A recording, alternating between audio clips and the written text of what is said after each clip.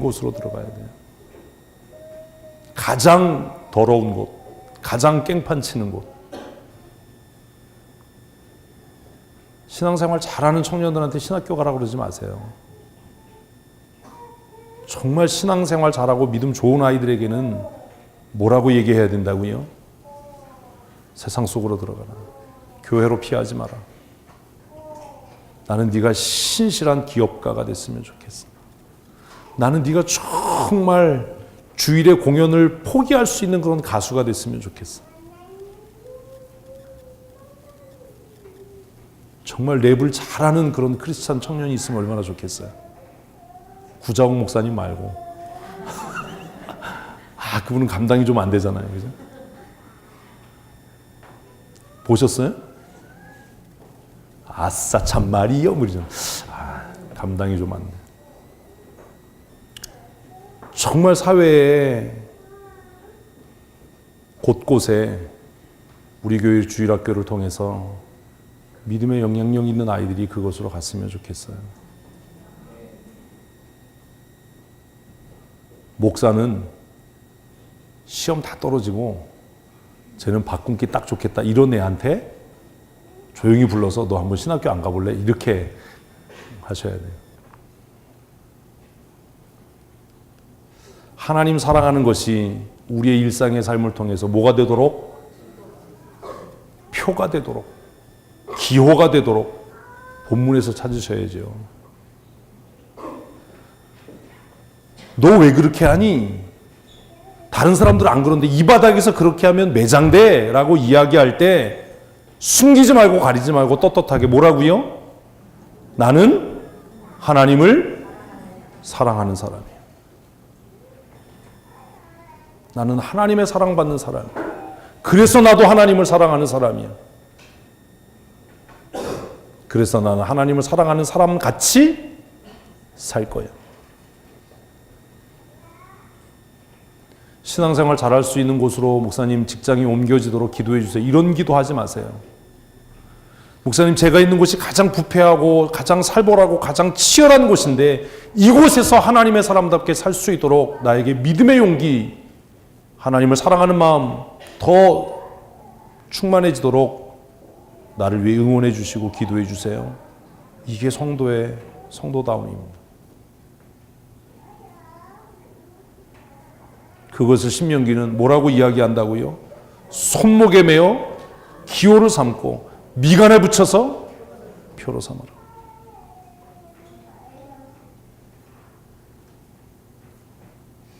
사랑하는 성도 여러분, 오늘 성찬 예배를 통해서 이런 은혜가 우리 안에 다시 충만케 되고 새로워졌으면 좋겠습니다. 시간이 많이 흘렀습니다. 신명기 6장의 말씀이 선포된 이후에 시간이 많이 흘렀습니다. 그리고 나서 정말 미련하고 아둔해서 깨닫지 못하는 그 백성을 향해서 하나님께서 마침내 하나님의 사랑이 그분을 얼마나 마음 아프게 하고 얼마나 애간장을 녹이고 환장하게 했는지를 증명하셨습니다.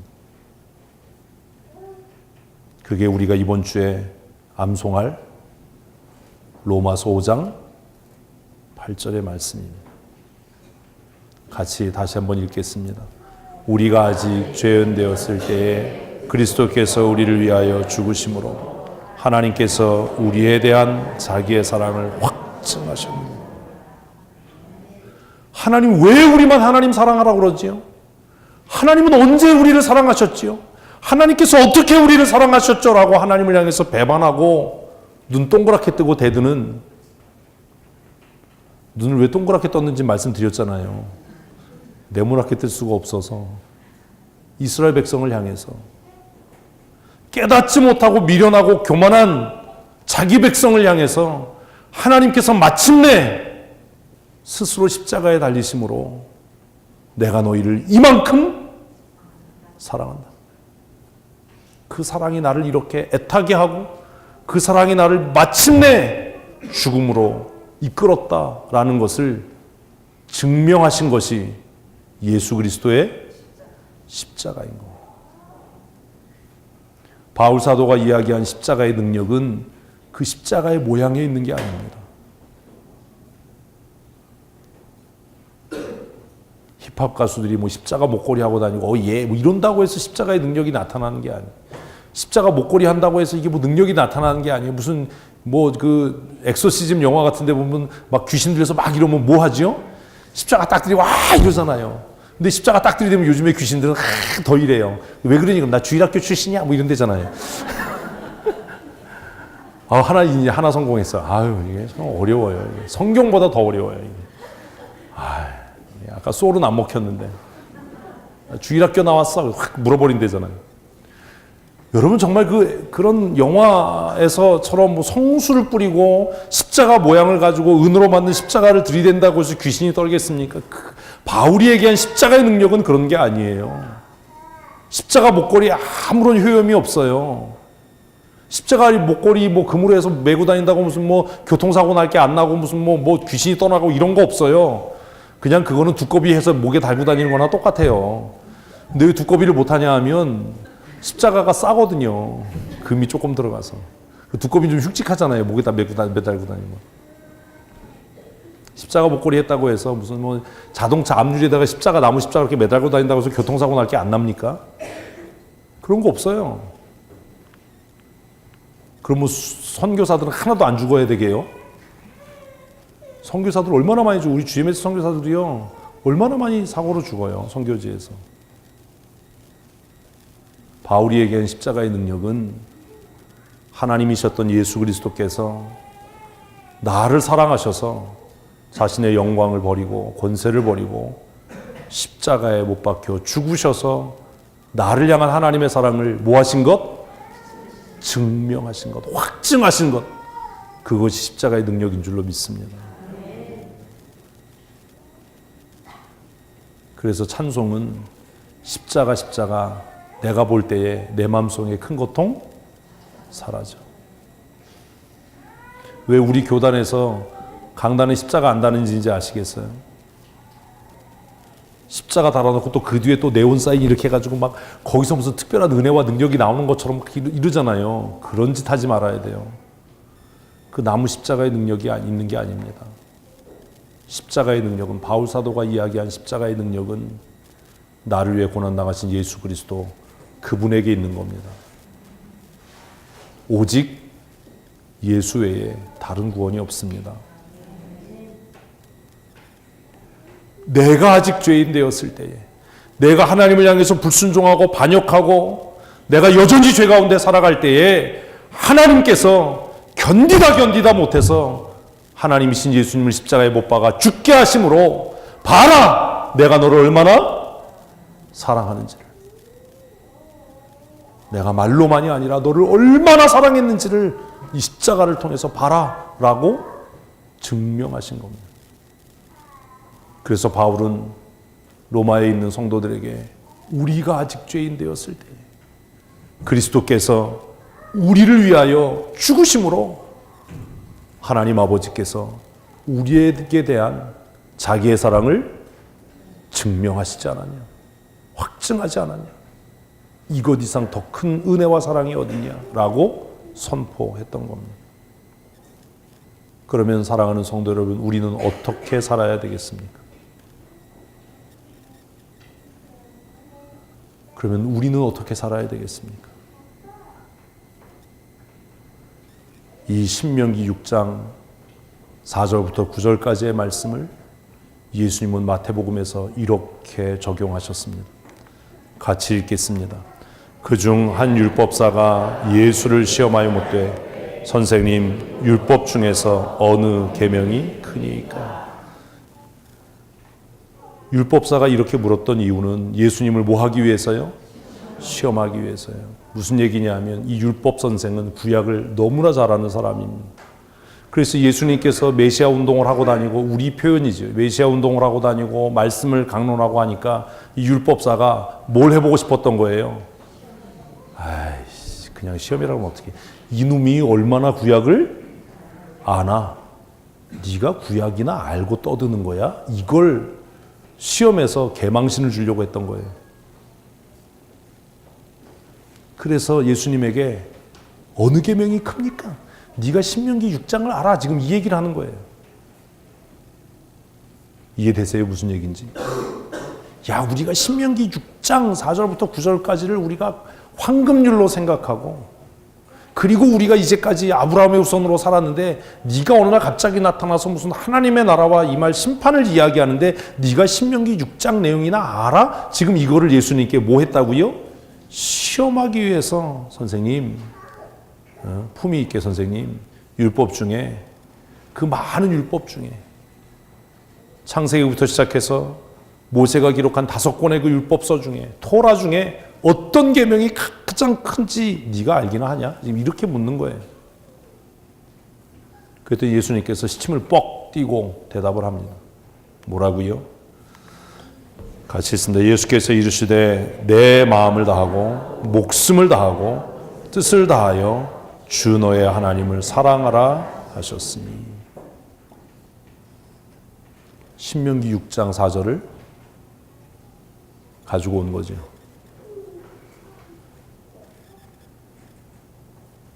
38절 읽습니다.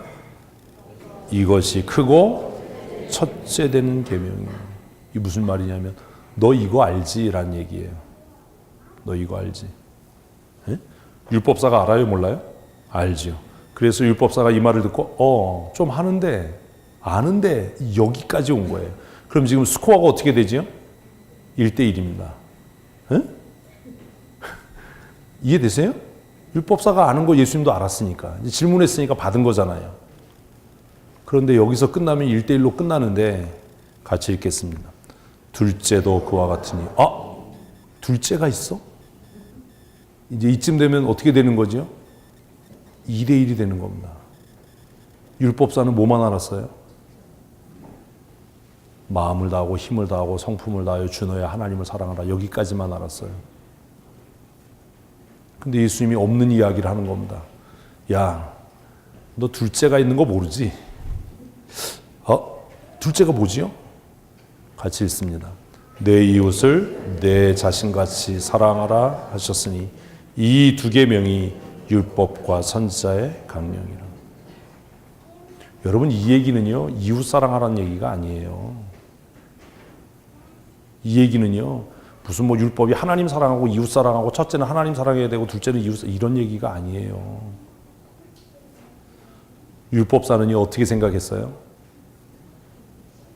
율법의 계명들을 지키는 것, 일주일에 2번 금식하고 11조 생활하고, 이것이 내가 뭐 하는 것이다? 율법을 완벽하게 지키는 거다 라고 자부했어요. 그래서 예수님께 물었던 거예요. 네가 율법을 알아? 네가 성경의 첫 번째 되는 계명을 알아? 그때 예수님께서 그 율법사의 수준대로 신명기 6장 4절과 5절을 다 알아. 지금 이 얘기하신 거죠. 그리고 나서 뭐라고 이야기한 거냐면 율법사에게 그렇게 물은 겁니다. 너 그 말 뜻이 뭔지 알아? 이게 이해가 안 되는 얼굴인데. 이해가 돼야 돼요. 지금 32분이기 때문에 성찬식을 해야 되기 때문에 잘 들으셔야 돼요. 잘 들으셔야 돼요. 율법사는 신명기 6장 4절, 5절, 6절, 7절, 9절까지의 내용을 어떻게 이해한 거예요? 종교적인 의무로 얘기한 거예요. 종교적인 의무를 지키는 것이 하나님을 사랑하는 것이고 그것이 모든 율법을 준행한 것이다라고 이해했어요. 그래서 예수님께 물은 거예요. 당신 율법 알아? 그러니까 예수님께서 나 신명기 6장 4절부터 9절까지 알아. 그리고 나서 예수님이 뭐라고 그랬냐면 뭐라고요? 둘째가 아니에요. 너 그 말 뜻이 뭔지 알아?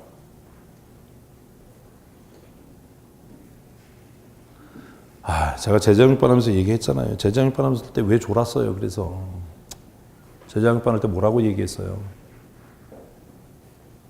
복음서는 메시아적 관점에서 구약의 율법서 전체를 뭐 한 것이다? 해석한 것이다. 그 중에 특별히 우리가 산상수훈이라고 부르는 마태복음 5장부터 7장까지는 신명기의 가장 핵심이 되는 것들을 무슨 관점에서? 아이 진짜 크게 대답 안 하실래요? 무슨 관점에서? 메시아적인 관점에서 뭐 하는 것이다? 재해석하는 것이다.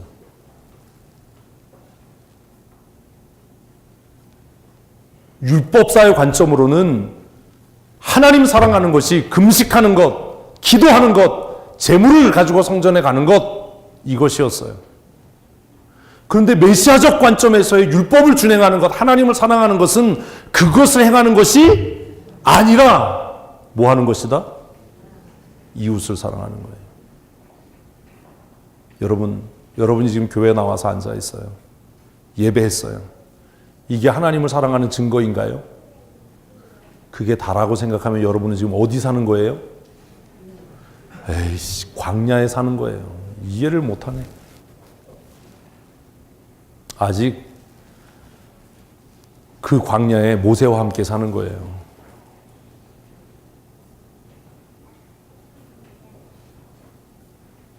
그런데 하나님, 내가 하나님 사랑합니다.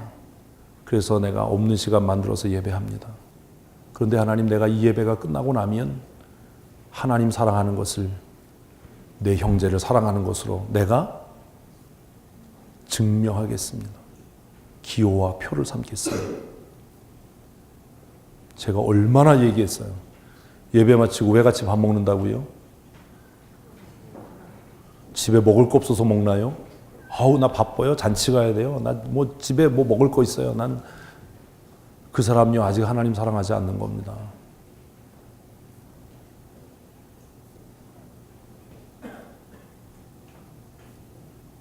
정말 하나님을 사랑한다는 것은 예수 그리스도의 십자가의 보혈로 죄사함을 얻어서 구원받고 하나님을 사랑한다는 것은 뭐 하는 것이다? 이웃을 사랑하는 거예요. 이해되세요? 무슨 말인지. 예배 마치고 바람과 함께 사라지는 사람이 어떻게 하나님을 사랑하는 겁니까? 다른 성도에 대한 배려가 하나도 없는 사람이 어떻게 하나님을 사랑하는 겁니까? 이 얘기를 하면 저 사람이 상처받을지 뭐 어떨지도 생각 안 하고 나오는 대로 이야기하고 지 멋대로 행동하는 사람이 어떻게 하나님을 사랑하는 겁니까? 내가 아무리 돈이 많아도 가난한 성도 앞에서는 어떤 척 할 수 있는, 나도 가난한 척 할 수 있는, 며느리가 들어와서 명품백을 선물했다고 합시다. 응? 갖고 싶었던 뭐 그런 거 있잖아요. 근데 그걸 들고 교회를 오려고 했는데 생각해 보니까 야, 이 가방 들고 가면 누군가 상처받을 것 같고 누군가 그것 때문에 낙심할 것 같아서 교회 들고 오지 않는 사람이 뭐 하는 사람이라고요? 하나님 사랑하는 사람이에요. 무슨 말인지 아시겠어요? 나는 진짜 순댓국밥이 죽여도 먹고 싶지 않은데 어떤 성도가 순댓국밥 먹으러 가자라고 할 때 아침에 같이 밝은 미소를 지으면서 가서 만나게 먹어줄 수 있는 게 뭐 하는 거라고요? 하나님 사랑하는 거예요. 고비정 원사님 좋겠어. 못 먹는 게 없어서. 못 먹는 걸 먹일 거야 내가. 그런 거예요. 선교사가 목사님 위해서 준비했어요 라고 하고 냄새나는 두리안을 꺼내놨을 때 나 이거 못 먹어가 아니라 그냥 맛있게 먹어주는 게 하나님 사랑하는 거예요. 뭔 헛소리를 하냐고. 율법사가 이 말씀을 듣고 뒤로 자빠졌지요. 왜요? 자기는요, 이방인들을 보면서 하나님, 내가 저 인간들 같지 않은 게 감사합니다. 내가 세리와 창기와 같지 않은 게 감사합니다. 그따구 짓 했거든요. 근데 정말로 하나님을 사랑하는 사람이라면 세리와 창기와 함께 슬퍼하고 눈물을 흘려줄 수 있어야 된다는 거예요.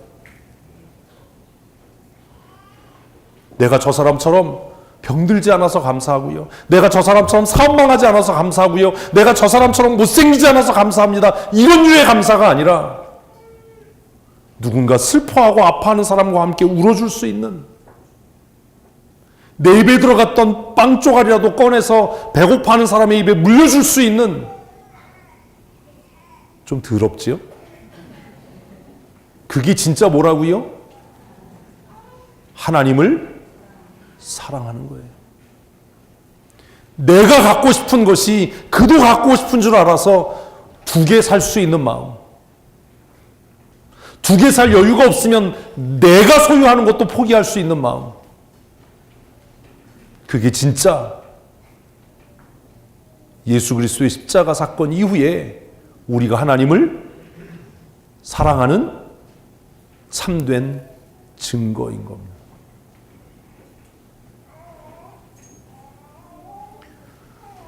저도 좋은 옷, 맛난 것 먹을 줄 알고 입을 줄 압니다. 제가 옷을 구입하거나 뭘 할 때 우리 집 가훈이 뭐라고 그랬지요?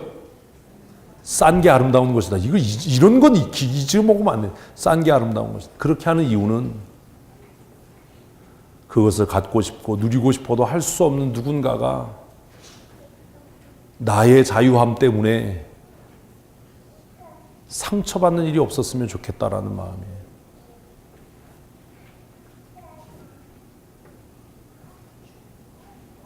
그게 정말 하나님 사랑하는 거예요. 이게 무슨 하나님 사랑하고 이웃 사랑해라라는 다른 이야기가 아닌 거예요. 네가 정말로 하나님을 사랑한다면 내가 금식했어요, 내가 철야했어요, 내가 건축헌금 1,000만 원 했어요 있다고 소리하지 말고 내 주위에 가난하고 내 주위에 눈물을 흘리는 형제는 없는지 그들을 돌아보는 것이 하나님을 정말로 뭐 하는 일이다? 사랑하는 일이다. 내가 배고플 때 먹을 줄 아는 것처럼 밥숟가락을 떴다가도 옆에 배고파하는 형제가 있으면 그것을 반으로 나눌 수 있는 마음이 있을 때 비로소 내가 하나님을 사랑합니다.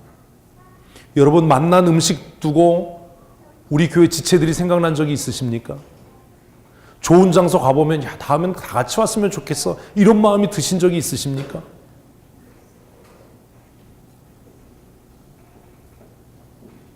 그런 마음이 들 때 비로소 내가 누구를 사랑하는? 하나님을 사랑하는 하나님의 사람인 거예요. 저는 가끔 그래요. 얼마 전에도 경치 좋은 곳을 이렇게 지났어요. 라이딩을 하면서. 그때 든 마음이 뭔지 아세요? 우리 집사님들하고 같이 왔으면 좋겠다. 야, 이거 너무 좋다. 이건 별개의 이야기가 아닙니다. 하나님 사랑하고 두 번째 이웃 사랑이라 이런 이야기가 아닙니다. 눈에 보이지 않는 하나님을 사랑하는 것이 어떻게 증명될 수 있습니까? 그것은 바로 지금 여러분 옆에 앉아 있는 그를 위한 헌신과 섬김입니다. 우리 옆에 분에게 한번 하십시다. 사랑합니다. 앞뒤에 계신 분과도 하십시다. 사랑합니다. 그런데 여러분 이건 쉬워요. 왜 쉽냐하면 돈이 안 들어가요. 미천이 안 들잖아요. 그래서 성경은 우리에게 뭐라고 경고하는지 아세요? 우리가 이렇게 할 줄 알고 성경은 이미 우리에게 같이 있습니다. 자녀들아, 우리가 말과 혀로만 사랑하지 말고 뭐라고요? 행함과 진실함으로 하자. 말과 혀로 하는 건 얼마나 쉬워요. 아유 집사님 사랑합니다. 권사님 사랑합니다. 뭔 사랑이에요 그게. 예배 마치고 사랑합니다. 속에서 그런 거죠. 개뻥입니다. 진짜 사랑은 뭐 하는 거라고요? 행함과 진실함. 사랑합니다 이런 얘기하지 말고 전화해서 오늘 신짬뽕 한 그릇 같이 먹을래? 우리 요새 좀 당 떨어진 것 같으니까 회나 한 접시 먹으러 갈래? 야, 우리 좀 요즘 좀 힘드니까 새벽에 해 뜨는 것 좀 보러 갈래? 내가 운전해 줄게. 내가 회 사줄게.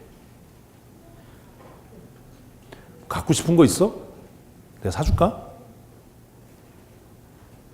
힘든 거 하지 마. 내가 할게. 사랑은요, 뭘로 하는 게 아니에요? 말과 혀로 하는 게 아니에요. 사랑은 뭘로 한다고요? 행함과 진실함으로 하는 거예요. 우리 많이 또 한다 했잖아요.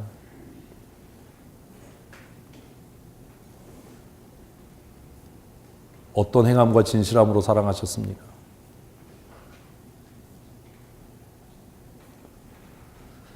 율법의 완성은 서로를 위한 헌신입니다. 내가 하나님 사랑합니다. 이건 무의미하고 공허한 이야기입니다. 한국 교회가 언제 하나님 사랑한다고 하지 않은 적이 있습니까? 그런데 왜 이렇게 힘들어지지요? 여러분, 정말 하나님을 사랑하는 교회가 교회 건축하면서 사회법을 어기면 됩니까? 안 되잖아요. 정말 하나님 사랑하는 성도가 자신의 명예와 경제적인 유익을 위해서 누군가 눈에서 피눈물 나게 하는 일을 하면 되겠습니까? 안 되잖아요. 내가 좀 손해보더라도, 내가 좀 불편해지더라도 하나님을 뭐 하기 때문에? 사랑하기 때문에. 말씀을 정리하기 전에 여러분에게 한 가지 말씀드릴 게 있습니다. 제가 묻지요. 사람은 믿을 만한 존재인가요? 예? 아니에요. 여러분, 사람 믿지 마세요. 사람 믿으면 반드시 상처받습니다. 그러나 여러분, 사람은 믿을 존재가 아니라 사랑해야 될 존재입니다. 왜요? 하나님이 그를 사랑하시기 때문입니다. 믿을 수 있어? 나를 믿게 해줘! 이런 정신 나간 소리 하지 말고 한번 하십시다. 옆 사람 손잡고, 하나님이 당신을 사랑하시니 나도 당신을 사랑합니다. 그리고 안 들리게 아주 작은 소리로 개뻥입니다. 서로 믿으려고 하지 말고 이제 뭐 하자고요? 사랑하셔야 됩니다. 오리를 가자고 하면 삼계탕을 먹어야죠. 겉옷을 달라고 하면 속옷까지 벗어줄 수 있어야죠. 나한테 좀 손해를 입히면 그 손해를 그냥 기쁨으로 감수할 수 있어야죠. 그래야 우리가 정말로 하나님을 사랑하는 사람 아닙니까? 누군가가 욕하면 그냥 욕 먹으세요. 그거 뭐 설명하고 해명하려고 하지 마세요. 때가 되면 누가 밝혀요? 하나님께서 밝히십니다. 사랑하는 성도 여러분, 하나님 사랑하는 하나님의 사람 되십시다.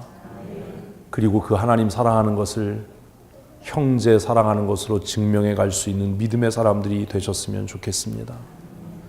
저는 우리 춘천성도교회가 크게 부흥하거나 성장하는 교회 되는 것보다 서로가 서로를 존중하고 서로가 서로를 아끼고 서로가 서로를 끝까지 사랑하는 그런 교회였으면 좋겠습니다.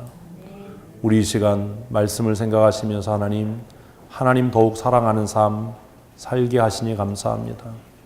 하나님 사랑함으로 형제를 더욱 사랑하게 하여 주시옵소서. 우리 함께 기도하겠습니다. 하나님께서 나를 먼저 사랑하셔서 내가 하나님을 사랑합니다. 하나님, 내가 자격이 있어서 능력이 있어서 하나님 사랑하는 것 아니라 하나님께서 거부할 수 없는 은혜와 사랑으로 나를 사랑하셔서 그 사랑이 나를 강권하여 하나님을 사랑합니다. 하나님, 이 사랑을 형제 사랑으로 실천할 수 있도록 은혜를 더하여 주시옵소서. 형제를 위하여 함께 기뻐하며 형제를 위하여 함께 슬퍼하고 함께 고난당하며 함께 즐거워할 수 있는 거룩한 믿음의 사람들이 되어줄 수 있도록 주님은 정내리워 주시옵소서. 우리 안에 형제를 향한 사랑이 더욱 커져가게 하시고 함께 하나님 나라 목적하고 소망하며 부르심의 거룩한 소명을 이루어가는 하나님의 사람들이 되게 하여 주시옵소서. 이제 성찬에 참여합니다. 우리 한 사람 한 사람 떡과 잔을 뗄 때에 사랑으로 하나 되게 하시고 믿음으로 하나 되게 하시고 성령으로 하나 되게 하여 주시옵소서. 나를 죄악 가운데서 구원하신 우리 구주 예수님 거룩하신 이름으로 감사하며 기도합니다. 아멘. 우리 함께 성찬 나누도록 하겠습니다. 우리 장로님 앞으로 나오시죠.